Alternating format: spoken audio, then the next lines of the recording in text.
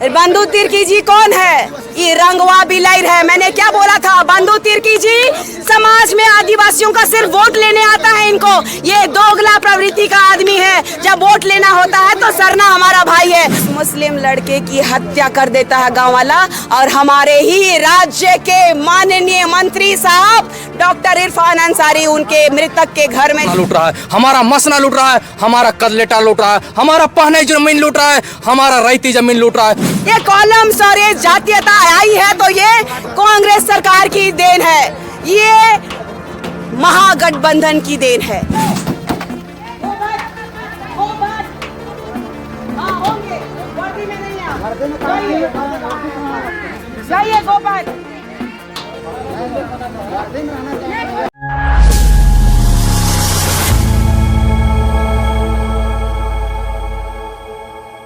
सरना धर्म कॉलम को भी हटाने का काम किया था। मैं ये बीजेपी से, कांग्रेस से, ये जेएमएम की सरकार से, महागठबंधन की सरकार से मैं पूछना चाहती हूँ कि जब केंद्र में कांग्रेस की सरकार ने हमारा सरना धर्म कॉलम को, आदिवासी धर्म कॉलम को हटाया तो ऐसी क्या मजबूरी थी? और ये विदेशी धर्म कॉलम को, जो क्रिश्चियन है, जो ईसाई से जाने जाते हैं, विदेशी धर्म कॉलम को भारत में देना ये लोगों ने उचित समझा, लेकिन आदिवासी धर्म कॉलम को ये लोग देना उचित नहीं समझा। ये कांग्रेस की सोची समझी साजिश है। और ये महागठबंधन की सरकार सिर्फ बालू को लूटने में, कोयला को लूटने में, बॉक्साइट को लूटने में, आदिवासियों का धर्म स्थल को लूटने में, आदिवासियों की जमीनों को लूटने में लगी हुई है। आदिवासियों को सिर्फ और सिर्फ मूर्ख बनाने में लगी हुई है। लेकिन आदिवासी आज पढ़ा लिखा है, जानता जागता है, जाग गया है। और पहले हम नहीं डिमांड करते थे कुछ भी, जैसा है हमारा उद्धार होगा, विकास होगा, इसी उम्मीद के साथ रहते थे। लेकिन आज रास्ते पे उतर चुके हैं और आदिवासी बेटा होने का ढोंग जो रच रहे हैं, और राज्य के मुख्यमंत्री उनको उनकी गद्दी से उखाड़ के फेंकने का काम यही आदिवासी समाज करेगा। हुल जोहार के साथ सड़कों में लोग उतर चुके हैं। धन्यवाद। आदिवासी एकता जिंदाबाद। सर एक सवाल। जिंदाबाद। आदिवासी एकता जिंदाबाद। जिंदाबाद। जिंदाबाद। सर एक सवाल और, जिस प्रकार से कांग्रेस अभी जबरदस्त बैटिंग कर रही है, लगातार राजभवन को घेरने का काम कर रही है, और उन्हीं की सरकार 1961 में जो है सरना कॉलम को हटाया था, तो कांग्रेस को कैसे देखते हैं आप लोग और क्या उनके बारे में क्या कहेंगे?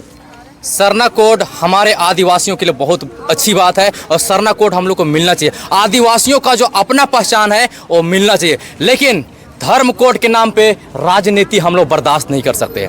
जब इस झारखंड क्षेत्र में कुछ नहीं हुआ करता था, इस क्षेत्र में सिर्फ जंगल और झाड़ हुआ करते थे, उस समय हमारा आदिवासी समाज इस जंगल को काट काट के खुदकट्टी अधिकार प्राप्त किया, भूमिहारी अधिकार प्राप्त किया। आज हमारे आदिवासी समाज उसी अपने क्षेत्र में प्रताड़ित है। हम इस झारखंड के मालिक हैं और आज मालिक होते हुए हम नौकर की तरह काम कर रहे हैं। ये हम मालिक हैं और सरकार को हिदायत देते हैं कि झारखंड के मालिक आदिवासी हैं और रहेंगे।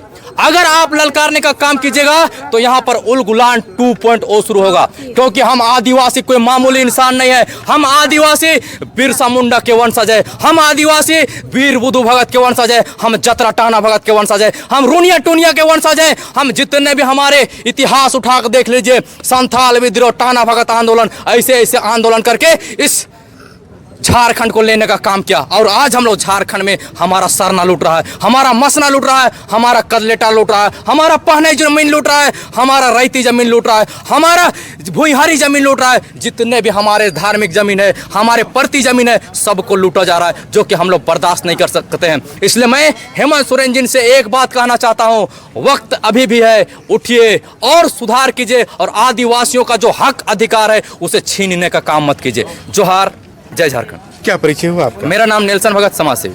मैम, हेमंत सोरेन की गवर्नमेंट ने जो है 5 लाख युवाओं को रोजगार देने की बात कही थी, पर ये तो शराब नीति को लेकर के आ गए हैं। देखिए, ये रोजगार का जो जुमला है और लगातार ये देख रहे हैं आपकी रोजगार को बेचने का काम किया जा रहा है। जैसा कि मैंने अभी थोड़ी देर पहले कहा कि लगातार रोजगार को, कभी यूपी वालों को, बिहार वालों को एक बोली लगी हुई है यहाँ सरकारी और रोजगार से लेकर के आप ये क्या बोलते हैं इसको, कॉन्ट्रैक्ट बेसिस पे नौकरियां होती हैं, आउटसोर्सिंग कंपनियां होती हैं, उस पे भी एक प्राइज लगा हुआ है। और आदिवासी बच्चे बहुत मुश्किल से पढ़ते लिखते हैं, चाहे यहाँ के मूलवासी हो, झारखंड भले ही इतना संपन्न हो, लेकिन आज यहाँ पे आदिवासी हो चाहे मूलवासी हो, सभी गरीबी में जी रहे हैं। मैम एक सवाल और, झारखंड में लगभग सबसे पहली बात कि एक तो रोजगार नहीं दे रहे हैं और दूसरी शराब नीति लागू कर रहे हैं। ये जो सरकार है ये दोगली सरकार है। एक तरफ हम लोगों के लिए पेशा अधिनियम ग्राम सभा को पारित नहीं होने दे रहे हैं और दूसरी तरफ ग्राम सभा करके शराब नीति ला रहे हैं। तो ये दुर्भाग्य का विषय है। रोजगार कहाँ है हमारे पास? जो रोजगार मिल रहा है हर रोजगार में तो धांधली है, हर रोजगार में करप्शन है, हर रोजगार में देख लीजिए कि कहीं बेचा जा रहा है या तो पेपर लीक हो जा रहा है, पहुंचाने का प्रयास कर रहे हैं। तो फिर धरातल पे नौकरियां कहाँ मिल रही हैं? आप पूछ लीजिए कि अभी जो चौकीदारों की नौकरियां लगी हैं उसमें भी लोगों ने पैसा ले लिया है, ड्यूटी देने के लिए पैसा। मैम एक सवाल और, क्या कारण रही है कि 40% के आसपास हमारे राज्य से खनिज निकाला जाता है, उसके बाद भी 25 साल के यंग झारखंड को जो है एक बूढ़ा बना दिया जा रहा है? क्योंकि लिटरेसी रेट में बिहार के बाद अगर सबसे पीछे हमारा राज्य है। इसीलिए हम लोग चाहते हैं कि हम लोगों के यहाँ पेशा अधिनियम लागू हो, ताकि इसमें मैम ये कौन सा गवर्नमेंट को देखते हैं, ये सारी सरकारें ने झारखंड को लूटा है या तो फिर केवल हेमंत सरकार ने ही लूटा है? देखिए, यदि बीजेपी सरकार अगर हमारे लिए सोचती तो बहुत पहले पेशा अधिनियम लागू कर चुकी होती। दूसरी बात है, ये पेशा अधिनियम दूसरी सरकार जो है ना, ये जेएमएम महागठबंधन की सरकार ये देना इसलिए नहीं चाहती है क्योंकि आप देख रहे हैं धड़ल्ले से कोयला बंद नहीं है, बालू बंद नहीं है। यहाँ का खेला क्या हो रहा है कि उगाही करो और माननीय महोदय को पहुंचाओ। कुछ दिन पहले आपने देखा होगा, मैंने एक अखबार में दिया था कि 1 हफ्ते में 2 हफ्ते में महीनों में 2 ट्रांसफर हो रहा है। क्यों? तो बालू का खेला चल रहा है। जो बालू का पे सिकंजा कस रहे हैं उनको यहाँ के जनप्रतिनिधियों के मार्फत से ऊपरी तबके के लोगों के द्वारा यहाँ से ट्रांसफर और पोस्टिंग का खेला कर दिया जा रहा है। जो अच्छे प्रशासनिक पदाधिकारी हैं, जो सच में चाहते हैं कि बालू की लूट नहीं हो, उनका ट्रांसफर कर दिया जा रहा है या तो उनको सेंटिंग कर दिया जा रहा है। तो यही तो खेला है। चाहे यहाँ की भूषण तिर्की जी को देख लीजिए ना, बालू का खेला कितना जबरदस्त कर रहे हैं। यहाँ सबसे ज्यादा धर्मांतरित लोग हैं, धर्मांतरण रुकना चाहिए। यहाँ आदिवासी कन्वर्जन हो जा रहा है। यहाँ पे आपने देखा है कि आदिवासी बेटी बहुओं के साथ बलात्कार हो रहा है। आपने देखा होगा कि गुमला की बेटी का बलात्कार रांची में हुआ। आपने देखा होगा कि बोकारो में एक आदिवासी लड़की का बलात्कार होता है और उस मुस्लिम लड़के की हत्या कर देता है गाँव वाला। और हमारे ही राज्य के माननीय मंत्री साहब डॉक्टर इरफान अंसारी उनके मृतक के घर में जाते हैं, उनको नौकरी देने का वादा करते हैं, उनको मुआवजा दे के आते हैं। ये कैसी दोगली नीति है? ये आदिवासियों की सरकार होती तो आदिवासी बच्चों के लिए सोचती, आदिवासी जनता के लिए सोचती, जल जंगल जमीन के लिए सोचती, लेकिन ये दुर्भाग्य है। मैम इसमें एक बड़ा आरोप लग रहा है कि हेमंत सरकार आदिवासियों को वोट लेकर के एक विशेष समुदाय को खुश कर रही है। ये यही है कि आदिवासियों का वोट लेकर के, सरना आदिवासियों का वोट लेकर के ये विशेष समुदाय को ये मदद पहुंचाने का काम कर रही है। ये पूरा झारखंड देख रहा है और ये भी पूरा झारखंड देख रहा है कि आज पूरे भारत में सबसे ज्यादा करप्शन है तो इसी झारखंड राज्य में है। आप देख लीजिए, आईएएस अधिकारी करप्शन में जेल जा चुके हैं, माननीय मुख्यमंत्री भी जेल जा चुके हैं। कोई आंदोलन में जेल नहीं गए थे, फिर भी आदिवासी इतने सेंटिमेंट्स होते हैं कि हेमंत दादा छूटेगा का नारा लगा था ना, जेल का ताला टूटेगा, हेमंत सोरेन छूटेगा कहा था। लेकिन हेमंत सोरेन आदिवासियों का नहीं है, ये बाहरियों का है, ये धर्मांतरित लोगों का है। ये कभी भी जल जंगल जमीन का रखवाला नहीं हो सकता है। मैम एक सवाल और, जिस प्रकार से गुमला जिला में जिस प्रकार धर्मांतरण हुआ है, कन्वर्टेड लोग हुए, आदिवासी समाज के लोग कन्वर्टेड हुए, अगर सरना कॉलम मिलता है तो इसको आप लोग कैसे देखते हैं? क्योंकि क्रिश्चियन समुदाय के लोग भी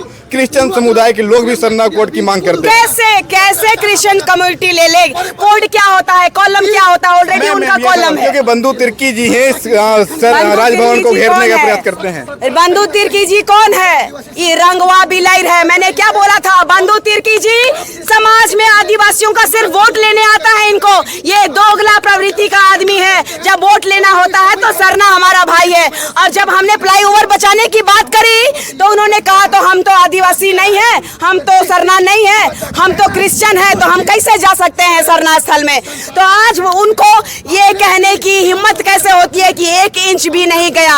अरे 1 इंच भी नहीं गया तो हम लोग कह रहे हैं ना कि क्यों चिल्ला रहे हैं, हम लोग क्यों मर रहे हैं, जान क्यों देना चाह रहे हैं कि हमारा धर्म स्थल बचाया जाए? अगर आप बोलना नहीं चाहते थे तो आपको बोलना ही नहीं चाहिए था।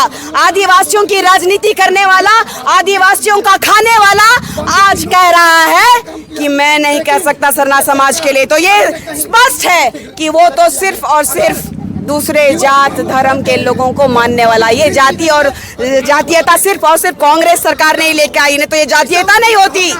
ये कॉलम्स और ये जातीयता आई है तो ये कांग्रेस सरकार की देन है, ये महागठबंधन की देन है। और हमारी एक ही डिमांड है, हम जल जंगल जमीन के रखवाले हैं, इस झारखंड राज्य के रखवाले हैं। और हमें से जो टकराएगा उसको गद्दी तो क्या, इस झारखंड राज्य में भी जगह नहीं मिलेगी, इतना तय है। मैम, जिस प्रकार से आदिवासी समाज में एक दिल में जो चोट लग रही है, क्या लग रहा है कि 2029 विधानसभा चुनाव में इसका रिजल्ट किस प्रकार से देखने को मिल सकता है? देखिए, चुनाव आएगा तो उनकी पत्नी फिर रोने लगेंगी, उनकी पत्नी रोएंगी, उनके परिवार रोएंगे कि शिबू सोरेन जी, हेमंत सोरेन जी, कल्पना सोरेन जी, ये परिवारवाद कब खत्म होगा? लूटने का वाद कब खत्म होगा? इनसे पूछिए ना, विदेश गए थे पैसा लाने के लिए, झारखंड को बनाने के लिए। इतना पैसा भर भर के कांग्रेस के सरकार में अभी जो गठबंधन की सरकार में कांग्रेस के मंत्री महोदय आलमगीर आलम साहब के घर में कितना पैसा पकड़ाया, देखे थे कि नहीं? हाँ, कितना पैसा पकड़ाया। आज IAS अधिकारी एक कर्मचारी के घर में, एक PA के घर में कितना पैसा पकड़ा रहा है? पैसा ही पैसा है, सिर्फ लूट है, यहाँ सिर्फ लूट है।